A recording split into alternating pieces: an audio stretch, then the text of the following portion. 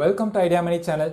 நம்ம சேனல் இப்போ தான் ஃபஸ்ட் டைம் பார்க்குறீங்கன்னா ப்ளீஸ் எனக்கு சப்போர்ட் பண்ணுங்கள். இந்த சேனலை சப்ஸ்கிரைப் பண்ணுங்கள், தொடர்ந்து வீடியோ பாருங்கள். இது வரைக்கும் இந்த சேனலை சப்ஸ்கிரைப் பண்ண எல்லாருக்கும் ரொம்ப நன்றி. எனக்கு தொடர்ந்து ஆதரவு கொடுத்துட்டே இருங்க.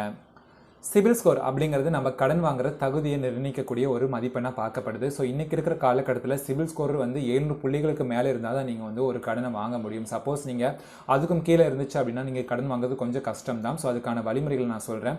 சிபில் ஸ்கோருங்கிறது வந்து பார்த்திங்கன்னா நீங்கள் வந்து தொடர்ந்து ஒரு 700 புள்ளிகளுக்கு மேலே மெயின்டெனன்ஸ் பண்ணுறது எப்படிங்கிறது வந்து நான் இன்றைக்கி சொல்ல போகிறேன். ஃபர்ஸ்ட் ஆஃப் ஆல் நீங்கள் வந்து பார்த்தீங்கன்னா ஒரு கடன் வாங்குறீங்க அப்படின்னா அந்த கடனுக்கான ரீபேமெண்ட் வந்து கரெக்டான தேதியில் நீங்கள் பண்ணியிருக்கணும். அதை இஎம்ஐ டேட்டில் வந்து நீங்கள் கரெக்டான தேதியில் அந்த பேமெண்ட்டை வந்து நீங்கள் பே பண்ணியிருக்கணும். சப்போஸ் நீங்கள் அப்படி ஒரு நாள் 2 நாள் கழிச்சு நீங்கள் கட்டும்போது அது உங்களுடைய லோன் ரீபேமெண்ட் ஹிஸ்ட்ரியில் வந்து காட்டுவாங்க. ஸோ இதனால் உங்கள் சிபில் ஸ்கோர் வந்து குறையதுக்கான சான்சஸ் இருக்குது. ரெண்டாவது விஷயம் வந்து பார்த்தீங்க அப்படின்னா நீங்கள் ஒரு லோன் வாங்கி 3-4 மாதம் கட்டிகிட்டு இருக்கீங்க. ஸோ அந்த லோன் வந்து போயிட்டு இருக்கும்போது நீங்கள் அதுக்கப்புறம் புதுசாக ஒரு லோன் வாங்குறீங்க அப்படின்னா அந்த லோன் வந்து பார்த்தீங்கன்னா உங்களுக்கு சிபில் ஸ்கோரில் என்ட்ரு பண்ணுவாங்க. ஸோ இதனால் வந்து பார்த்தீங்க அப்படின்னா இந்த சிபில் ஸ்கோர் வந்து குறையதுக்கான சான்சஸ் இருக்குது.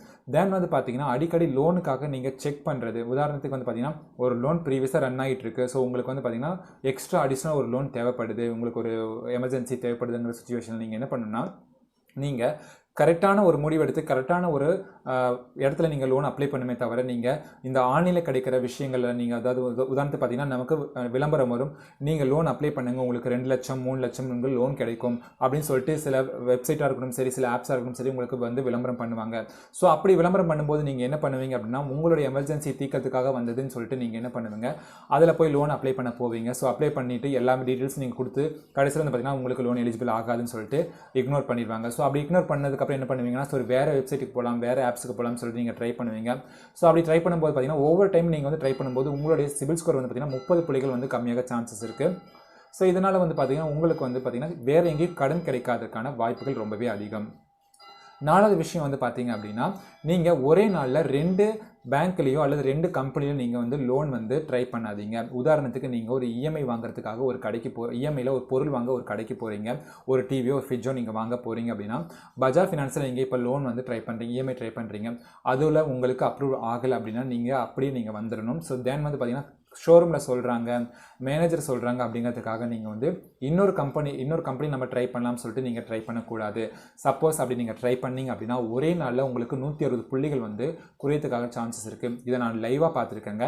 760 புள்ளி இருந்த ஒருத்தருக்கு வந்து பார்த்தீங்கன்னா லோன் செக் பண்ணும்போது 2 கம்பெனியில் ஃபஸ்ட்டு பஜாஜில் செக் பண்ணி பார்த்தாங்க. அப்போ 760 புள்ளி இருந்த சிபில் ஸ்கோர் வந்து பார்த்தீங்கன்னா அடுத்த ½ ஹவரில் டிவிஎஸ் கிரெடிட்டில் போட்டு பார்த்தாங்க. ஸோ அப்போ வந்து பார்த்தீங்கன்னா அதோட லோன் வந்து கிரெடிட் ஹிஸ்ட்ரி வந்து பார்த்தீங்கன்னா ஸ்கோர் வந்து பார்த்தீங்கன்னா 600 புள்ளியாக குறைஞ்சிருச்சு. ஸோ இதனால் வந்து பார்த்தீங்கன்னா அவருக்கு ரொம்பவே பெரிய சஃபர் ஆகி அவர் இப்போ எங்கேயுமே லோன் வாங்க முடியாத சுச்சுவேஷனில் இருந்துட்டு இருக்காங்க. ஸோ அது மாதிரி தப்பை யாரும் பண்ணாதீங்க. அதே மாதிரி வந்து பார்த்தீங்கன்னா ஒரே நாளில் ஒரே மாதத்தில் ஒரே வாரத்தில் இந்த மாதிரி வந்து பார்த்தீங்கன்னா நீங்கள் அடுத்தடுத்த லோனுக்கு வந்து நீங்கள் அப்ளை பண்ணவே கூடாது.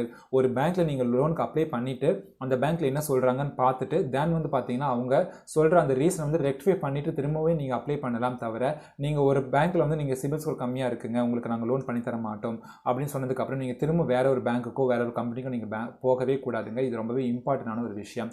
தென் வந்து பார்த்தீங்கன்னா தேவையில்லாமல் வெப்சைட்டில் நீங்கள் வந்து பார்த்தீங்கன்னா லோனுக்காக அப்ரூவ் ஆகும்னு சொல்லிட்டு நீங்கள் என்ட்ரு பண்ணக்கூடாது.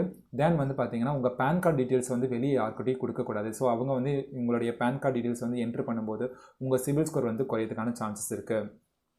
5வது விஷயம் வந்து பார்த்தீங்கன்னா நீங்கள் யாருக்காகவும் வந்து பார்த்தீங்கன்னா செக்யூரிட்டி, அதாவது நீங்கள் வந்து ஜாமீன் கையெழுத்து போடக்கூடாது.